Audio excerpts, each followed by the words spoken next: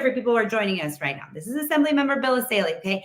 He could be making multiple millions of dollars working at one of the biggest firms in the entire world, okay? Probably partner, living his life, and decides that he needs to go into the public sector to help defend the defenseless, okay? And then as a prosecutor, okay, enforcing the law, he's understanding, or he's seeing that the laws, as you guys know, some of them are on our side, but there are many that are not on our side. So he decides to go one step further and actually start passing his own laws or changing the law. So now he's going directly to the Capitol to become a legislator, to draft the kinds of laws and protections that we deserve and need.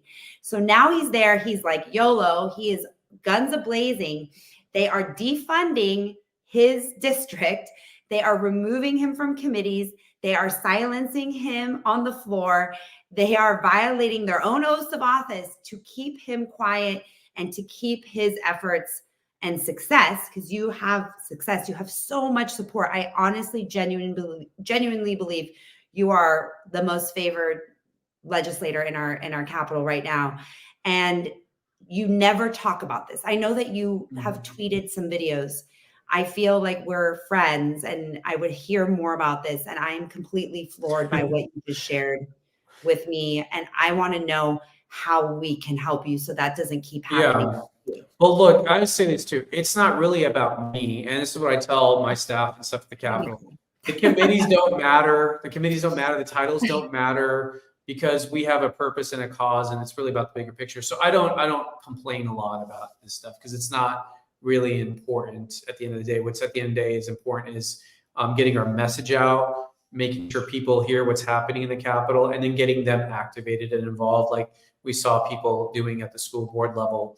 But the best way for people to support our effort is to support our campaign. And so people can go to essayliforassembly.com. They can sign up for our newsletter. They can give us, $20 a month, or do some, small dollar reoccurring contribution. Because also the other thing I didn't mention is most of the legislatures get their fundraising, their donations from Sacramento lobbyists, right? And I'll just say this, I'm not super popular with the lobbyists, so I have to, make up for that. Yeah, work harder to raise money.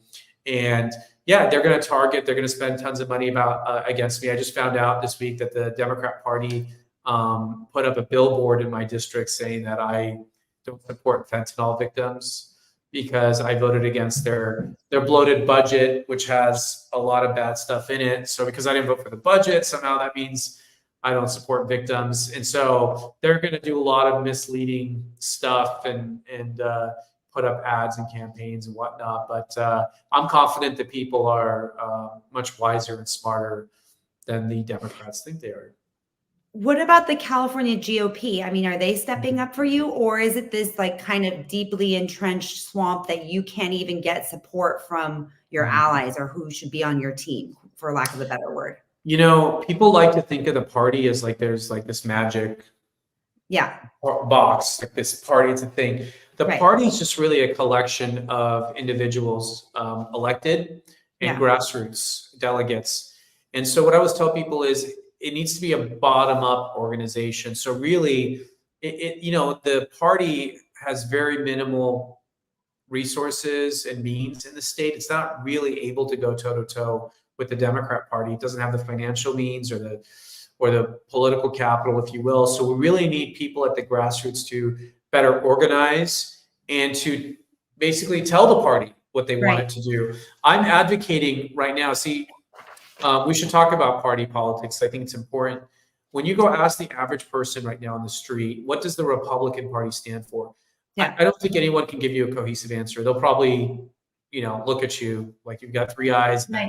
Right. Say, oh, they hate women, right? Or they hate gay people, or something the Democrats have put in their head. Yeah. And so we don't define ourselves. And I think it's really important that we define ourselves and what we are. And we do that through advocating for issues. Okay. So when Democrats run, they don't run on 10 different policy positions. They pick a very emotional 80-20 popular issue. And for them, it's abortion. They know abortion is widely popular in California.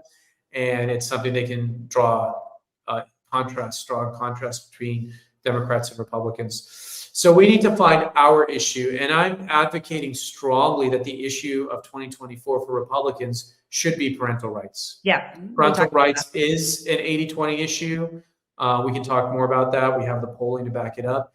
It's a emotional issue. It really speaks to people's hearts and minds. Yeah. And that's what we should be known for, and that's what we should run on. But that effort's going to have to come from the bottom up through the grassroots, and the electeds need to hear it from their constituents.